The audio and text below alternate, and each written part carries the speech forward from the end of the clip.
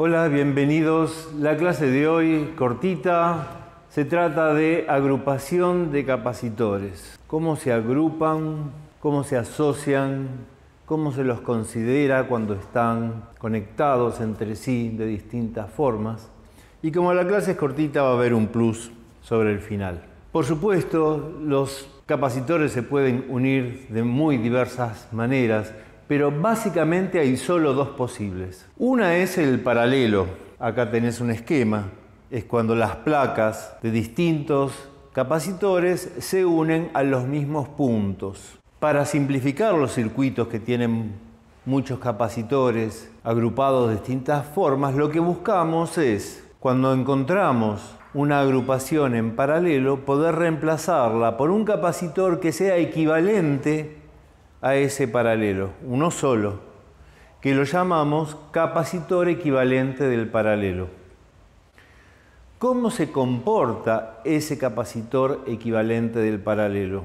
La capacidad equivalente del paralelo es la suma directa de las capacidades de todos los capacitores que integren el paralelo. O sea, capacidad equivalente del paralelo es la capacidad 1 más la capacidad 2 más y todas las que aparezcan en esa agrupación en paralelo. La diferencia de potencial que somete al capacitor en paralelo es igual a todas las diferencias de potencial de todos los capacitores del paralelo. Ya eran iguales antes de hacer el reemplazo. Pero si hacemos el reemplazo por su equivalente del paralelo, esta diferencia de potencial es la misma de la del resto. Y la carga que tiene el capacitor equivalente del paralelo también es la suma directa de las cargas que hay en cada uno de los capacitores. Fíjate que estas deducciones son muy intuitivas, pero si tenés dificultad en aceptar alguna de estas conclusiones, todas ellas se resuelven aplicando la ley del comportamiento eléctrico de los capacitores, que decía que la capacidad de un capacitor es igual al cociente entre la carga que tenga ese capacitor dividido la diferencia de potencial a la que está sometida. Esa ley sirve tanto para el capacitor equivalente como para cada uno de los capacitores individuales que integran un paralelo. Lo mismo lo digo para la siguiente tipo de agrupación, que es la serie. Ahí tenés una serie entre tres capacitores. La clave es que los capacitores están unidos uno a otro. Y la pregunta que nos hacemos teniendo una serie es: ¿cuáles serán las características eléctricas de un capacitor equivalente a esa serie? Sacamos la serie y ponemos su equivalente. Bien, se tiene que comportar de la misma manera que antes se comportaba el grupo. Lo que se ve es que la inversa del capacitor equivalente es igual a la suma de las inversas de las capacidades de cada uno de los capacitores que integran la serie. Cuando hagas esta operación, recordá que estás haciendo el cálculo sobre las inversas. Si vos querés conocer el valor de la capacidad equivalente, tenés que invertir ese resultado que obtenés de esta manera. Las diferencias de potencial se suman, o sea, la diferencia de potencial del capacitor equivalente de la serie es la suma directa de la diferencia de potencial del capacitor 1 más la del capacitor 2 más la de, y así sumando la de todos los capacitores que integren una serie. Y la carga que hay en cada capacitor que integre una serie, esta es una de las claves. La carga es siempre la misma.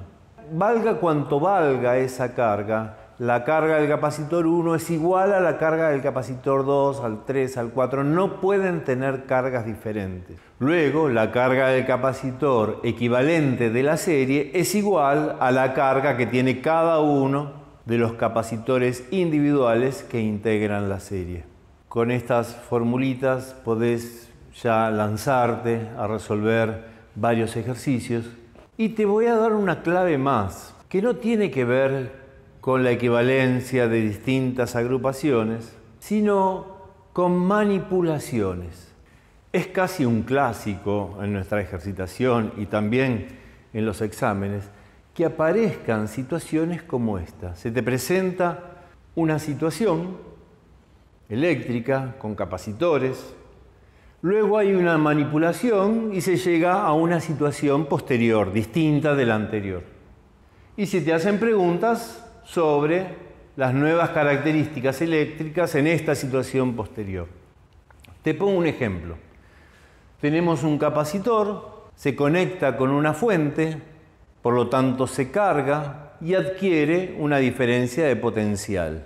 Obviamente es la misma diferencia de potencial que la fuente. La fuente puede ser una pila o una batería.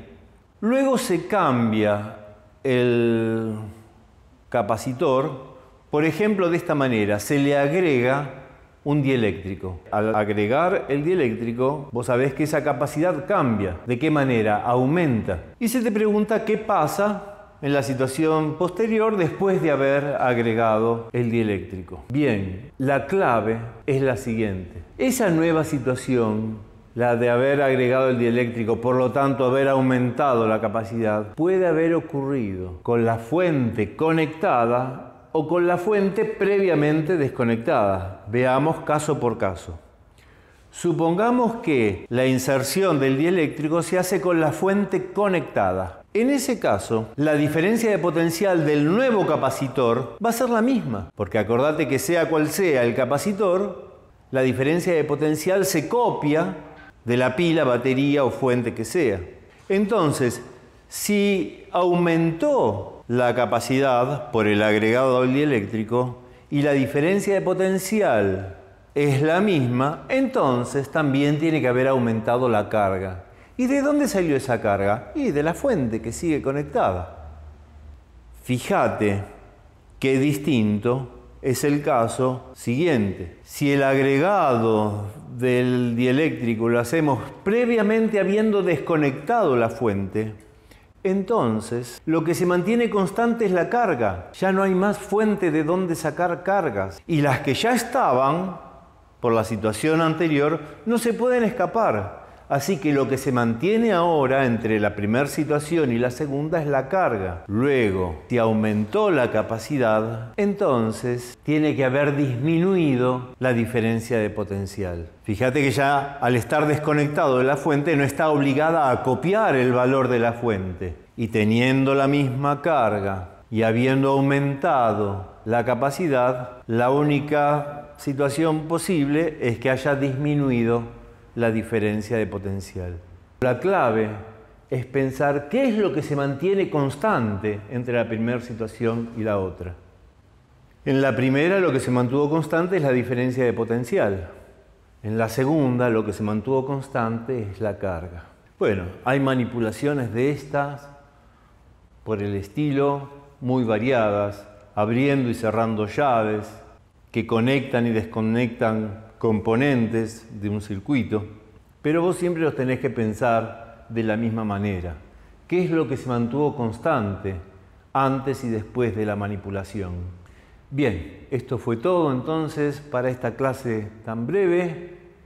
Te agradezco la atención y nos despedimos hasta el próximo video.